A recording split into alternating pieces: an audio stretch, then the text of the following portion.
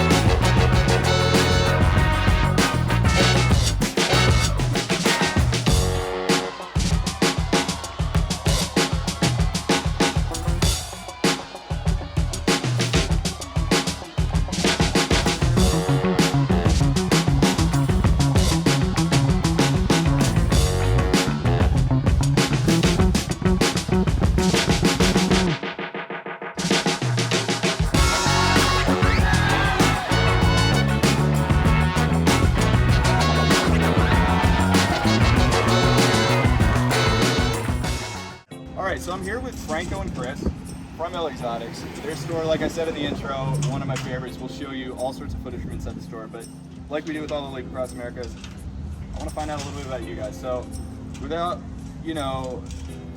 tell me what got you into reptiles in the first place. Totally. So like some of you guys, we started off with fish and the reef hobby, and wanted something that was easier to maintain, Sure. if you will, but still aesthetically beautiful and interactive. So it started from fish to plants, and then adding the aspect of a reptile or amphibian. So how do you kind of you bring up the interesting of the aquarium? Yeah. I think a lot of people that are getting into reptiles have had an aquarium at some point in life, even if it's just a freshwater and they just put it together, probably as a kid or something like that. How did you find that transition? What did you really appreciate about the play between the two? I would say it's similar, and it's just so much. It's a lot easier to maintain. It's less time demanding. It's less expensive in several aspects. I don't know why I'm blanking. No, but those are all solid reasons. I mean, aquariums, especially you get into saltwater, that probably took up a significant amount of your time. Oh, yeah. Any of you that know ecotech and know saltwater know that it takes time out of the day. But so, what about you, Chris? What was your intro into it?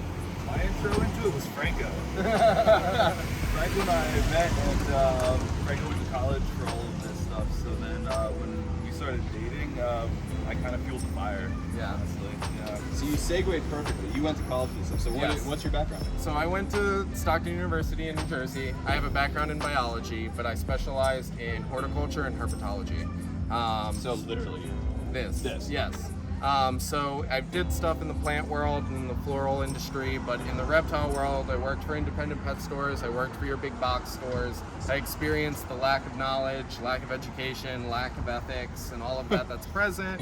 And I have a big passion for education. So with Chris's help and with his fuel to the fire, we were able to open this as an outlet to teach people the proper way to do this and, you know, the responsible way to do it and how to be successful. And that's big. It's Yeah. something that, you know, you're going to hear us go on and on about if you watch any more of our Leap videos, and I hope we have you guys more of them, especially because you're just down the road. Totally. But, you know, it's about the care for the animals. You know, that's the number one thing. Everything else comes after that. And if you do the care right, the rest of it just gets so much more enjoyable. Falls into place. It's so much better seeing a chameleon with the tacky colors on, because you cared for it right, than a chameleon who looks like he doesn't really want to be there. So what was, you know, we say chameleons, and I think I cheated you here. Okay. But what was your first animal that really made you go, oh man, I'm stuck. Now I got to go to college for herpetology? Chameleons is where it started. You know, I had a veiled, I bought a pair, they laid eggs, I hatched babies, and from there it was history. You know, panthers, every different locale. At one point we had 6 different locales of panthers that were breeding, the pygmy chameleons, the whole 9 yards. Chameleons. Yeah. So, so what's your favorite about the chameleon, other than obviously their... yeah, I mean, so the shirts. If you had a question if they like chameleons, come on down to IllExotics and check out the shirts and everything else. Just their nature's mood ring, the colors, the personality, they're so quirky from independent eyes to being able to launch their tongues. So you talked about how the care background was super important to kind of everything you guys did. What was that push to, like, you know what, I want to make a retail location, I want to do it care based, I want to do it right.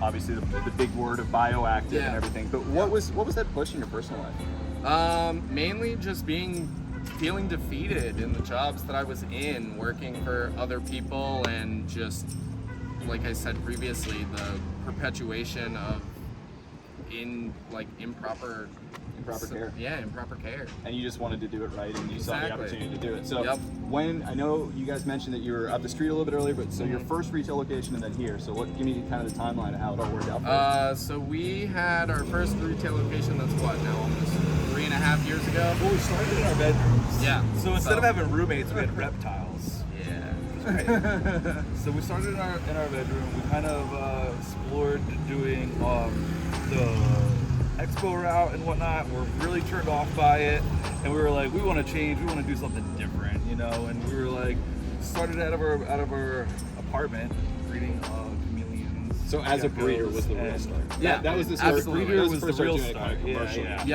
Was breeding, which I think a lot. That's pretty common for a lot of people. And I had a great relationship with an exotic veterinarian, to where I was bringing in, you know, to get some of these species in captive bred sustainable aspects, you got to start with the wild caught individual. Sure. So with things like certain pygmy chameleons and Europlatus and things like that, we would bring them in, hydrate them, get them thriving in captivity, and then breed it. Make them happy first. Exactly. And then guess what? You can breed them after that. Exactly. And I think that's a big thing too. We've talked about it at Leap, is like, where do people kind of like to go once they start this hobby? And like, it starts off with, okay, one animal, then lots of animals, then always almost it seems that breeding, because it gives you almost as much joy. I mean, that's been what we've seen. The breeding is almost as much fun as keeping in the first place. Exactly. It's that next checkbox. It only takes one, and this is a quote that I believe Frank Payne has said, but it only takes one person to do something and captive breed a species well to relieve the wild pressures of harvesting. That's awesome. Yeah. And then, so you've been here since April. Yeah, well, we went from our apartment to our small location up the street. We were there for 3 years, and then coincidentally our lease was up during COVID, and we had no choice, so we made a move. Then we ended up getting this awesome spot here. I know, like, okay, we're on video, I'm going to tell you, this place is set. Like, we walked up, I saw the whole open front, and then as soon as we walked in and saw, like, all of the design, that I think, Chris, you had a big hand in the design of the place. Yes. Oh my God, dude, you guys have an awesome place. So then, what's the future of it? We wanted to create an educational experience overall. So when you come into the space, whether you do purchase something from us or not, we want to make sure that you're at least leaving with education or something new that you did not enter our space with, you know. So Our big goal moving forward, you know, I'd love to have an educational style facility that's more so than a retail space, thinking botanical garden, museum, education forward for the public. But this is kind of our stepping stone to get there. Very cool. I mean, you say stepping stone, like this is This is tough to take. If you guys are in Philly and you come check out the store, can you all just tell them that it's not a stepping stone, because this is by far one of the best retail locations for reptiles I've ever seen. Thank you. So anyway, guys, thank you so much for taking the time being on the Leap Across America. Hopefully you guys see more of them in future videos. I don't think it's going to be a hard sell if they are into education to come do some education with us. Absolutely. So we'll have to see you guys soon. Totally. Franco, Thank Chris, you. appreciate you guys. We'll talk soon. Yes. Absolutely. Hard sell if we drive down the street. So. Thanks, guys. We'll talk to you soon. Of course. And remember, like, subscribe, check out the rest of what we're doing. Keep an eye out for more Leap Across America videos, the Leap Learning videos, where you get to do some of the education stuff like what they were talking about, and everything else we're doing. We'll see you guys soon.